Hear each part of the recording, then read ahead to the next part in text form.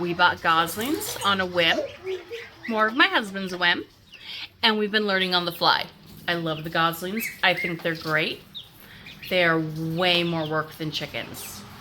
I think they're totally worth it, but this little video is going to be all of the reasons why they might not be for you and all the difficulties with them, and they might be worth it for you if you're willing to deal with these problems we're going to talk about, or they might not, and don't do it to yourself. Because right now it's almost 90 degrees on a hot Alabama afternoon. It's 175% humidity, I swear. It's sweaty, it's gross out. I'm cleaning brooders because they have to be cleaned every day while these guys are outside playing with my son. You have to clean their brooder every day. If you don't clean their brooder every day, they get super nasty. I cleaned their brooder yesterday morning. Looks like that. I've scraped it all into a corner, and look at all of the flies. And we have chicks in the next brooder over. And I don't want these poor darlings here being harassed by flies that are not their fault, because they are nowhere near as messy as these goslings. So I gotta keep this side cleaned every single day. If you're not willing to deal with all the poop every day and cleaning these brooders every day for the flies and stuff here down south at least, don't get goslings. Cleaning those brooders every day, you are going to be going through a lot more pine shavings than you would with chicks. It's really not that big of an investment, it's just more annoying. If you're like me and you go and you pick up one bag at a time, you're going to want to start picking up 2 or 3 because you will be flying through these bags. We lost one of our cream leg bars to coccidosis. I think I'm pronouncing that right. And because of that, all of our chicks, we now make sure that we give medicated feed. So the goslings cannot have medicated chick starter. So while our chicks have this, the goslings have a flock razor that is non-medicated. If you're like us and you have medicated feed because you have lost chickens in the past due to coccidosis, you're going to need to buy 2 different kinds of feed, and do not mix it up, because you can make your goslings and ducks both go lame or have other diseases and problems, or potentially kill them from accidentally giving them medicated feed. So keep a close eye on that, and you have to buy separate food. If you don't get medicated chick starter and you get just the regular non-medicated stuff, you need to make sure that your goslings have enough niacin in their diets, otherwise they might get angel wing, which you can add brewer's yeast to that. If you look it up online, there's a lot of websites where you can find to get the proportions and measurements right. Thank you, buddy. To make sure that your goslings have enough niacin in their diet. They are so cute and so friendly, and they want to follow you everywhere. But when they decide that they don't want to follow you and they want to run, they won't be able to outrun you. But you got to be real careful picking them up, because they will flop and flail, and right now they are pretty fragile. These 2 are pretty good though. If they don't always follow me, but they love my son. He is the best in their mind. He is their best friend. I am chopped liver, so if they're really arguing with following me, I just grab him and it's all good. Along with cleaning their brooders, you might have to clean up frequently the areas that they hang out, because their poop is very messy and they're pooping all the time. If you've watched any of my shorts, you may have seen Meimei projectile crapping across my neck and chest. They projectile poop very well. They're a bit messy. If you can hear that little crying, they panic easily. They scream, they freak out, they can't find each other.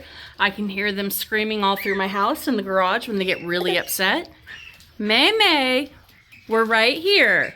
She didn't know where we went. She was screaming, freaking out. So there will be times you will hear them screaming. I've also had them both scratch up their chins trying to jump out of their brooder because they were jealous that I was socializing and handling the chickens. So you better be willing to hold them and love on them all the time, because they're very social and very jealous animals, I found it. They are grazing animals, which is wonderful for when it's raining and I can't get to the clover and the rest of the grass, but not so great when they wander around the side of the house and they find my corn and beans and other plants. Chickens will destroy your plants too, but these guys beeline and go for them a lot more often than the chickens do. They have serrated edges on their beaks, kind of like little teeth, and also some serrated bits to their tongues. They have a love for cartilage and tendons and shiny earrings and other things that they can nibble on. And your hair. They will eat your hair, and you will pull it out of their throats. A couple inches worth of your hair from their throats if you don't pay attention to them nibbling. This is all out of love and affection, but you will find your hair covered in gosling spit and your ears ripped on, especially if you have silver shiny earrings, metallic ones, whatever. If it's shiny, they want to nibble at it. They will hurt you, not because they mean to, just because they're goslings. These sweet babies grow super fast. Within 6 weeks, they've gotten most of their feathers and can go outside if the weather is good, which where we are, it's definitely good. It's in the 70s and 80s. So no concerns having them out there. So we've got to rush and get them a little goose house built so that they can get out of the garage because they are quickly outgrowing that brooder.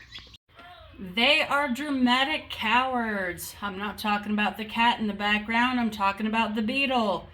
It makes a little bit of a buzzing sound, but one flew in there, buzzed at them, and they hissed and screamed and freaked out and tried to get out of their brooder to escape the beetle.